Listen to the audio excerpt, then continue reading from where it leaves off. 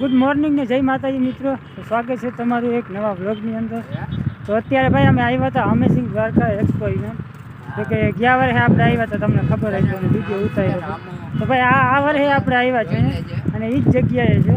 તો અત્યારે તો જો કે હજી એન્ટ્રી ચાલુ છે, અમે ગયા નથી। હલો હવે એન્ટ્રી કરીએ, ટ્રાફિક બહુ હતું તો હમણાં જો ભાઈ રજીસ્ટ્રેશન કરાવી લીધું છે એટલે ફટાફટ અંદર જાય। ખહુરી અમારે ભેગો છે, સોરી।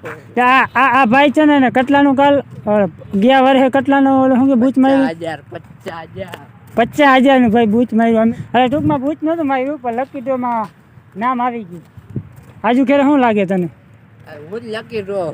લાલચ રાખીને આવ્યો ભાઈ આજુ ખેરે કે ગયા વર્ષે જઈ રહ્યા હતા, આજુ ખેરે જડે।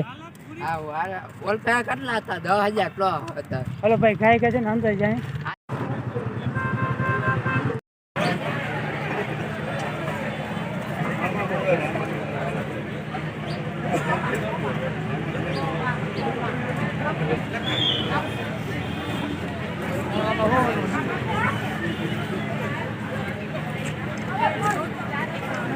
સેમ જોઈ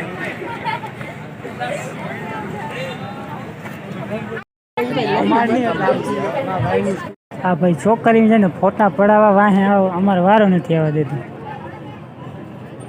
જોતા ભાઈ લાઈન લાગી, લાઈન ટેડીમાં હવે શું છે ભાઈ? લાઈન લાગી જોતા ખાંદારો ટેડી। ગાઈસ ફોકસ કરો, ફોકસ કરો, ફોકસ કરો, નીકળી ગયો હે। ફોકસ કરો ટેડીનો, ટેડીનો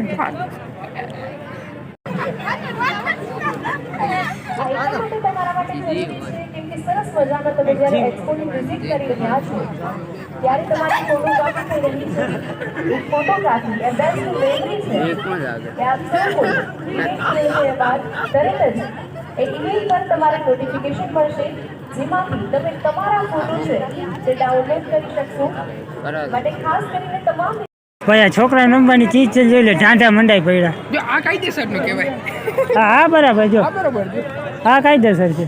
રામો કે મારે બેહું કે આયે કે બેહું મારે ટ્રાય કરી, હા ટ્રાય કરી માનતો નથી યાર। આજે ટ્રાય કરી આમ જો ભાઈ બેહવા દે તો આપણે બેહી જામ। હાલતા પૂછવા છે। હા આમાં બેહવું છે સર? હા લા લા પૂછે ટ્રેક્ટરમાં બેહી જાવ, બેહી જાય હાલ જેમાં બેહવામાં બેહી જાય। મારો વજન નહીં ખમી જાય। ઓ એક કામ કરો, અમે ઓલી ગાડી લઈ લે। હા હા લઈ જાવ, આ ગાડી લઈ લે છે ને ભાઈ। અલગ અલગ દેશની છે ને ચલણી નોટોનું પ્રદર્શન છે, તો આપણે જરાક ધીરે ધીરે બધું ચેક કરીએ। $1 ના ઇન્ડિયામાં 80 રૂપિયા છે અને 100 રૂપિયા ભાઈ વેચે। એજ્યુકેશન એક્સપો અને આજે એ સુંદર મજાનો દિવસ આવે આ ભાઈ જરૂર આ સાથે જ કેટલા શાળા બધા અમારું ભવિષ્ય છે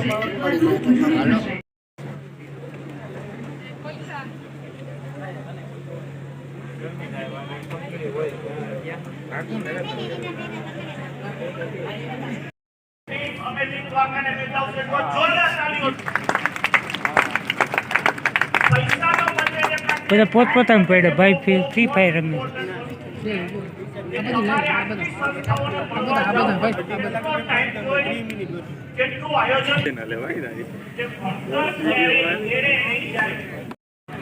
આ બધાને જયશ્રી બાપીના વેચાના જય મુરલીધર અને ભણતો હું જઈ આવું થઈ કહું અને જ્યાં લાઈવ પ્રોગ્રામમાં જાતો હું ત્યાં કહું કે ભાઈ છોકરાઓ ભણજો, કારણ કે એટલે રહેવાના નથી, તમે મોટા થવાના છો, તમારી થવાની એટલે પછી જમેદારી વધતી જાય, ખર્ચા વધતા જાય। અમે ભણતા થઈ કઈ નતું કરમતું, સાયકલ નહોતી, ફોટો બોલો તો માના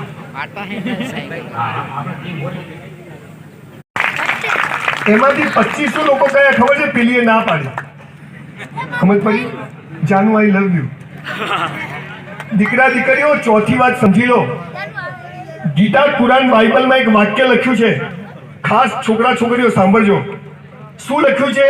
હે મનુષ્ય, તારા જન્મ સમયે તારો જીવન સાથી મેં નક્કી કરીને રાખ્યો છે, કૌંસમાં ફાફા મારવા નહીં। સમજ પડી? તમને મા બાપ નક્કી કરવાનો અધિકાર છે? તમને ભાઈ બહેન નક્કી કરવાનો અધિકાર છે, તો તમને જીવન સાથી પણ નક્કી કરવાનો અધિકાર ઈશ્વરે આપ્યો છે. મા બાપ બદલી શકાય, ભાઈ બહેન બદલી શકાય, તો જીવન સાથી પણ બદલી શકાય નહીં. અને જો બદલ્યું તો બીજા જન્મમાં એ જ મળશે. એટલી બબાલો તો પતાવી પડે ને. દીકરા દીકરીઓ, તમારો જીવન સાથી નક્કી છે. કેરિયર બનાવો, બોડી બનાવો, મા બાપની સેવા કરો. હું ઈચ્છું છું કે તમે અહીંથી જાઓ એ પહેલા આ જેટલા સ્ટોલ છે બધા બ્રોશર તમે લેજો, આ બ્રોશર્સ બધા વાંચજો. તમને કોઈ બી પ્રશ્ન હોય, મારું નામ છે ડોક્ટર પવન દ્વિવેદી. હું પારુલ યુનિવર્સિટીમાં કામ કરું છું, પણ આ પ્રકારે મારું સ્ટેશન આખા ભારત વર્ષમાં લદ્દાખથી લઈને પોંડિચેરી સુધી અને નાગાલેન્ડથી ઓખા સુધી થતા હોય છે. તમને કોઈ બી કરિયર વિશે કોઈ બી મૂંઝવણ હોય, જમવાનું જ છે. આજે એક દિવસ થોડુંક એવું કોમ્પ્રોમાઇઝ કરી લો. તો સ્પેશિયલી આપણે ઇન્વિટેશન મોકલેલું હતું પૂનમબેનને, પણ અમુક સંજોગો વસાત 3 તાલી પાડવાની. યાદ રાખજો, 1 કહું ને 2 તાલી નહીં પાડવાની. તમારું ધ્યાન અહીંયા હોવું જોઈએ. પણ આ તાલી શું કામ પાડવું છું ને હું તમને પછી કહીશ. પેલા આપણે તાલી પાડી લઈએ એકદમ નિસ્વાર્થ ભાવે. તમે આટલા બધા ભાઈ તડકામાં બેઠા છો, થોડી એક્ટિવિટી થઈ જાય. ઓકે, બધાના બંને હાથ ઉપર. આ બાજુ કોને 2 હાથ નથી? બધાને છે? પ્લીઝ, અહીંયા જે કોઈ કાર્યકરો છે ને એમને રિક્વેસ્ટ કરું છું, બધાના બંને હાથ ઉપર. કદાચ કોઈને 1 હાથ ન હોય તો વાંધો નહીં, અહીં આગળ પ્લીઝ બધાના બંને હાથ ઉપર પ્લીઝ. યસ યસ, બધાના બંને હાથ ઉપર જોઈએ. ઓકે, બધાના બંને હાથ ભગવાને આપ્યા છે ને? ઓકે, 1 2. હવે હું કહું છું, મેં તમારી પાસે આટલી બધી તાલીઓ શું કામ પડાવી? રામ રામ ડાયરાને. સ્કિલ બેઝ ઉપર આપણે આગળ વધ્યા હૈ, તો થોડીક આપણે સ્કિલની વાત કરી લઈ. તો એજ્યુકેશનનો રોલ સ્કિલ ડેવલપમેન્ટમાં પણ થઈ શકે છે, અને મેઇન રોલ તો એજ્યુકેશનનો જ માનું હું, કારણ કે સ્કિલ ડેવલપમેન્ટ એજ્યુકેશનથી ઘણી બધી વધી શકે. અને એક બીજી વસ્તુ કેવી છે, કરેલું કામ કોઈ વાર નિષ્ફળ જતું નથી. ઘણા બધા વિદ્યાર્થી મિત્રો એવી વાતું સાંભળે, વાહિયાત વાતું સાંભળે અને ફાકામાં જીવે છે કે ભણે ઈ ભિખારી, રખડે ઈ રાજા. એ વેમમાં જ આપણે વાહે રહી જાય છે. કારણ કે મને ઘણા લોકો ભેગા થતા હોય, એ ઉદાહરણ દેતા હોય, ઓલો ભાઈ કે ભણ્યો નથી તો એટલો આગળ છે. બિલ ગેટ્સ માઇક્રોસોફ્ટનો માલિક છે, એને કોલેજ મૂકી દીધી હતી તોય એટલો આગળ છે. ટેસ્લાનો માલિક એને ભણવાનું મૂકી દીધું તોય એટલો આગળ છે. પણ ભણવાનું મૂકી દીધા પછી એ પાછળ કેટલું વાંચ્યા છે તમને ખબર છે? એ વાંચે એ આપણા માટે તો એજ્યુકેશન જ થયું છે. એટલે કરેલું કામ કોઈ દી નિષ્ફળ જતું નથી, અને એવા ખોટા ફાંકામાં આપણે જીવાનું નથી કે ભણે ભિખારી રખડે રાજા. અને ઇન્ફ્લુએન્સર થવું હોય તો એજ્યુકેશનની શું જરૂર છે? ઇન્ફ્લુએન્સર થવું હોય તો મારા મત અનુસાર એજ્યુકેશનની બહુ વધારે જરૂર છે. કારણ કે આપણે ફાર્મિંગ બેઝ કન્ટેન્ટ આપણે જે ચાલુ કર્યો હતો અને એન્જિનિયરિંગ આપણે કર્યું છે, તો એન્જિનિયરિંગ રિલેટેડ ટોપિક આપણે ફાર્મિંગ વિડીયો બનાવતા હોય તો સામેવાળા લોકોને સમજાય એવી રીતના બનાવવાના આપણે ફરજ બનતી હોય કે સામેવાળા લોકો આપણો વિડીયો સમજી શકે. ધારો કે મેં એજ્યુકેશન જ ના લીધું હોય કે એન્જિન શું છે, ટ્રેક્ટરોમાં કઈ રીતે એન્જિન આવે, કઈ કઈ નવી ટેકનોલોજી બહાર આવી, એ મને ખબર જ ના હોય તો હું કઈ રીતે એ લોકોને વિડીયો બનાવીને સમજાવી શકું? તો એ જગ્યાએ એજ્યુકેશન કામ આવ્યું. આ ઉપરાંત મેઇન ટોપિક તો આપણો છે કે કરેલું કામ કોઈ દી નિષ્ફળ નથી જતું. મેં 11-12 સાયન્સ કર્યું હતું, પછી મેં ડિપ્લોમા કર્યું હતું. આ થોડોક મૂર્ખામી વાળો પ્રશ્ન છે કે 11-12 સાયન્સ પછી ડિપ્લોમા કોણ કરે? તો 11-12 સાયન્સ મારો ફેલ થઈ ગયું. 11-12 સાયન્સના જેટલા ટોપિક આવતા હતા એમાંથી 60-70% ડિપ્લોમા કવર થઈ ગયા. એટલે ડિપ્લોમા આપણે ટોપ 5માં જ રેન્ક કરતા રહ્યા.